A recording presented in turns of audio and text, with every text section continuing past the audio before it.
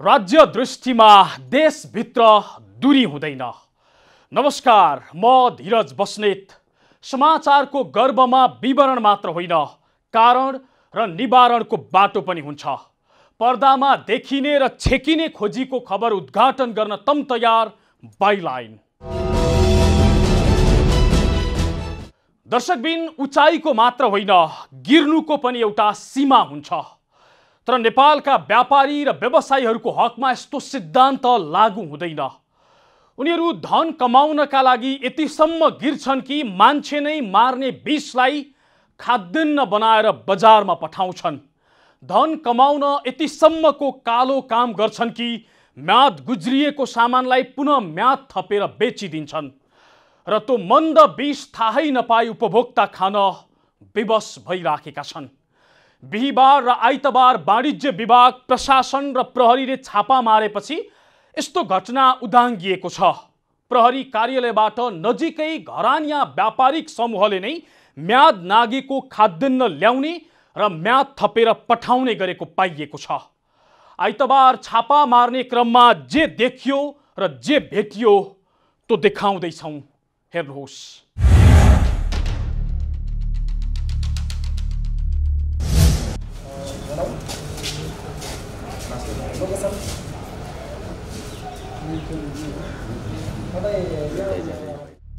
यो दृश्य कलङ्की स्थित एसके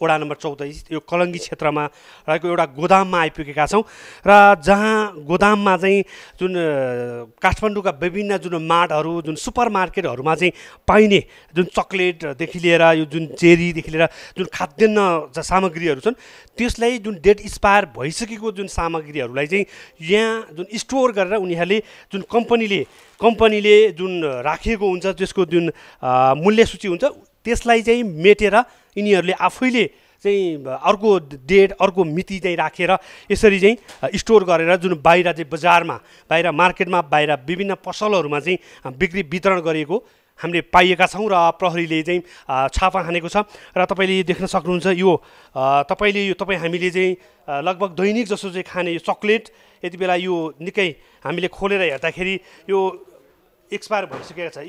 यो खान योग्य छैन, किनकि एक्सपायर भइसके पछाडि यो भनेको, यो खानेकुरो भनेको यो विष बराबर हुन्छ। यसले चाहिँ मानव स्वास्थ्यमा गम्भीर असर पर्छ।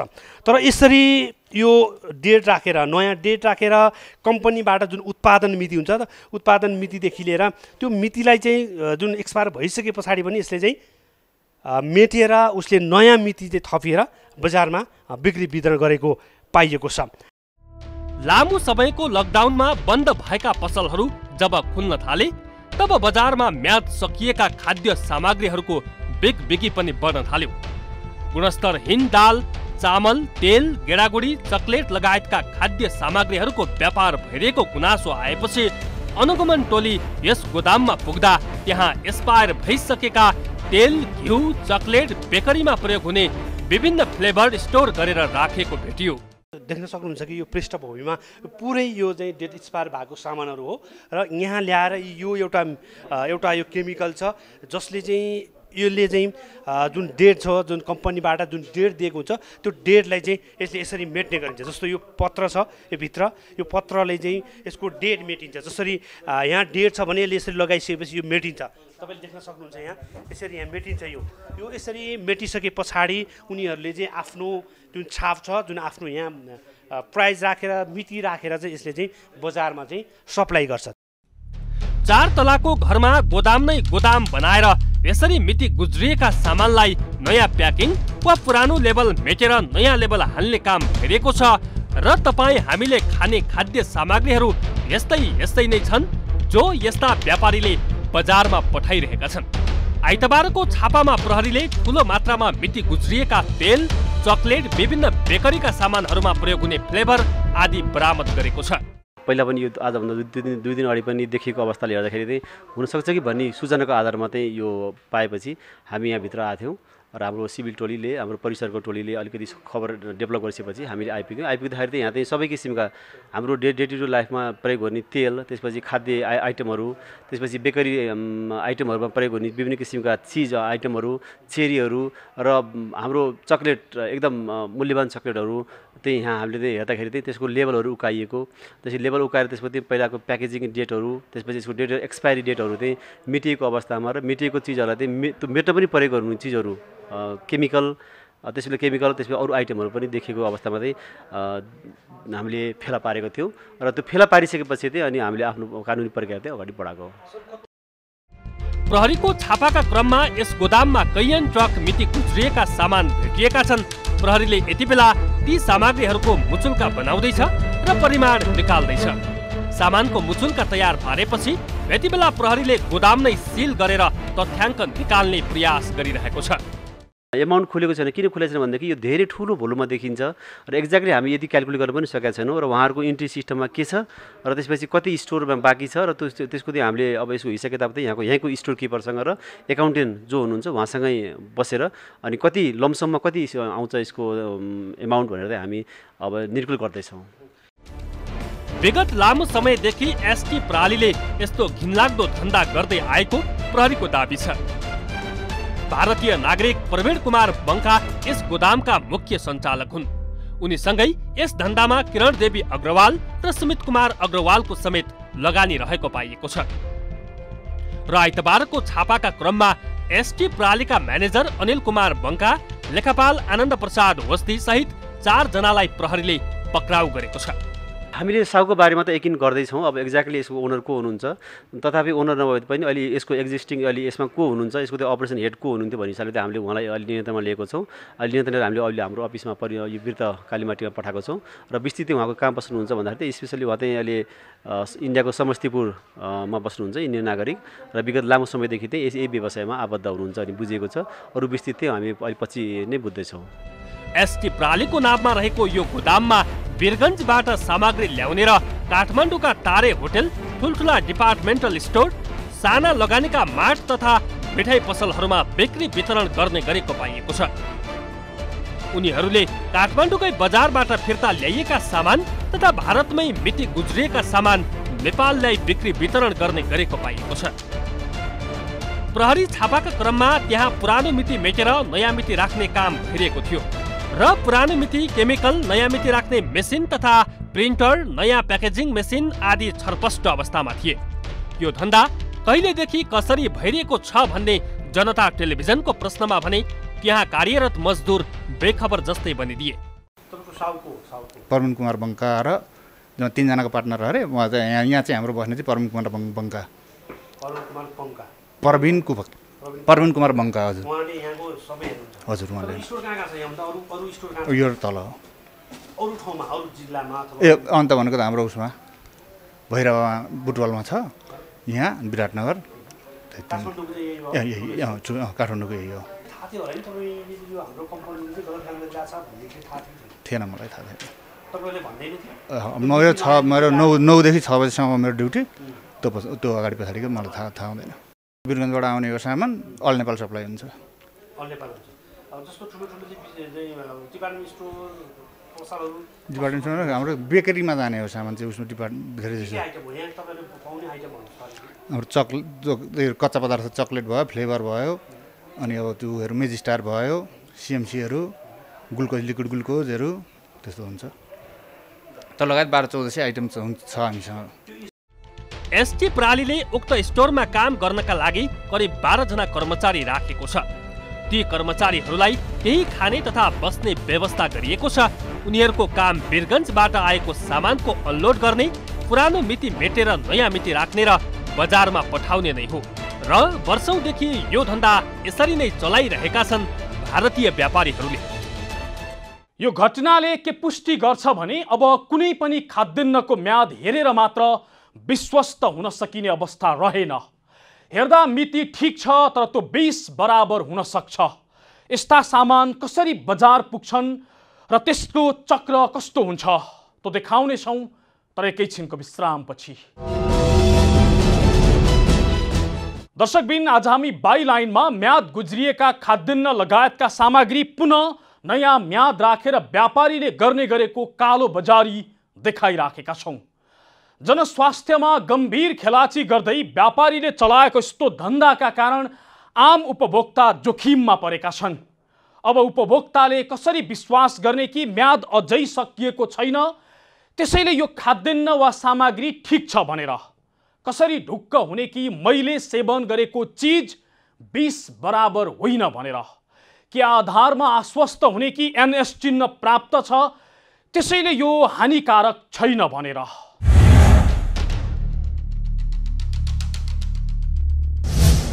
हेर्दा चिटिक्क परेको प्याकेटमा आकर्षक ढङ्गबाट खाद्य सामग्री राखिएका छन्। भर्खर उत्पादन भएर बजारमा आए जस्तो लागे पनि बजारमा कसरी मिति गुज्रेका सामानहरूको बिक्री हुन्छ भन्ने उदाहरण आइतबार कलङ्कीमा गरिएको छापाबाट पुष्टि हुन्छ। सुपरमार्केटदेखि साना माड वा पसलहरूमा पाइने चकलेट, घिउ, तेल, मिठाई पसलका मिठाई आदि त पहिला नै डेट एक्सपायर भएर नयाँ मिति राखिएका पो हुँदा रहेछन्।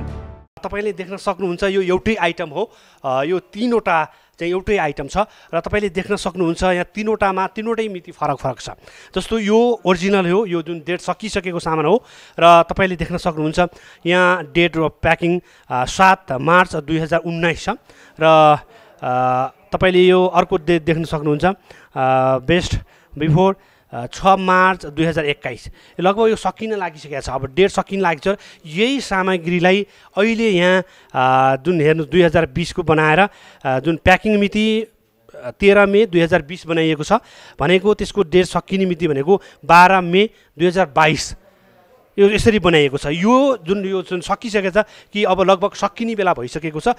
यो सामग्रीलाई यसरी देख्न सक्नुहुन्छ। यहाँ टेप पनि लगाइएको छ, यहाँ टेप लगाइएको छ, यहाँ टेप लगाइएको छैन। यो ओरिजिनल हो, यो सकिन लागेको हो डेट हो र यही सामग्रीले पछि नयाँ मिति राखेर यो बजारमा लानको लागि तयारी अवस्थामा पारिएको यो सामग्री हो।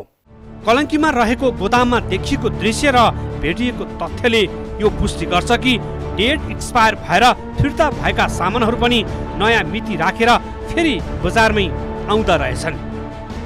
तर यस्तो घिनलाग्दो अपराधमा भारतीय व्यापारीहरूको योजनामा नेपाली व्यापारीहरूले समेत साथ दिइरहेका छन्।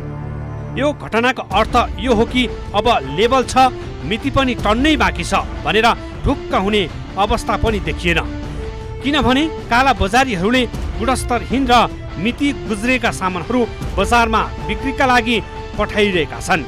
एकपटक अब आफैले किनेर ल्याएको सामान चेक गर्नुहोस्। कतै हुनुपर्ने जस्तो स्वाद छैन कि, हुनुपर्ने जस्तो रङ छैन कि, वा उत्पादन र उपभोग्य मिति लेखिएको स्थानमा केरमेर वा अस्वाभाविक परिवर्तन पो देखिन्छ कि, त्यस्तै भयो वा देखियो भने विचार गर्नुहोस्। त्यो सामान यो र यस्तै गोदामबाट तपाईँको घरसम्म पुगेको पनि हुन सक्छ। वाणिज्य विभाग पनि बजारमा मिति गुज्रेका उपभोग्य वस्तुको पुनः बिक्री वितरण भइरहेको आशंका व्यक्त गर्छ।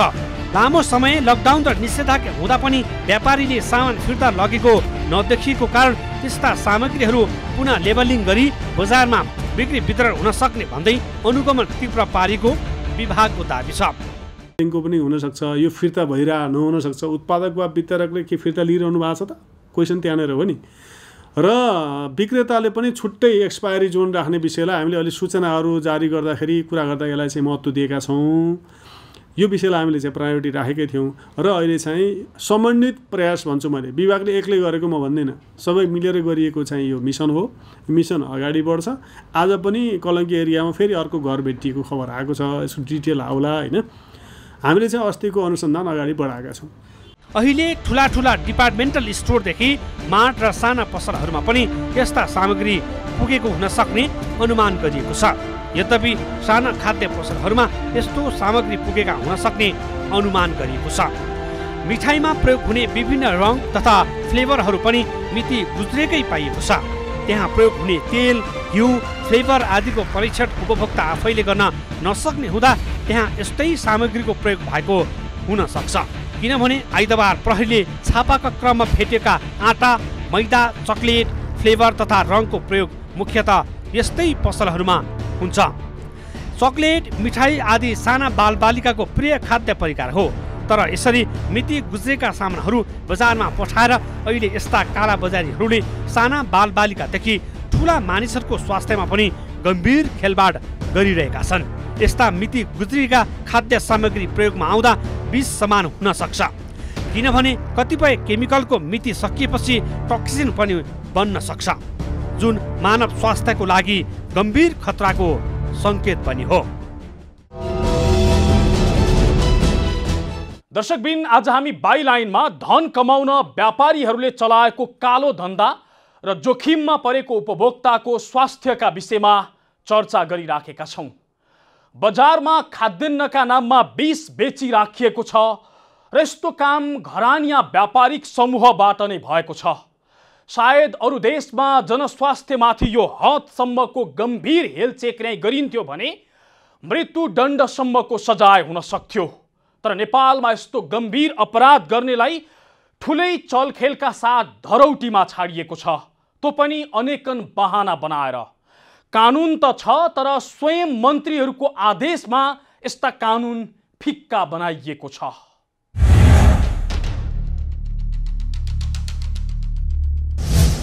म्याद गुज्रिएका सामग्रीको म्याद थपेर धमाधम बजार पठाउने व्यापारीको जसरी भण्डाफोर भइराखेको छ, उसै गरी बचाउ गर्नेहरू पनि सक्रिय भएका छन्।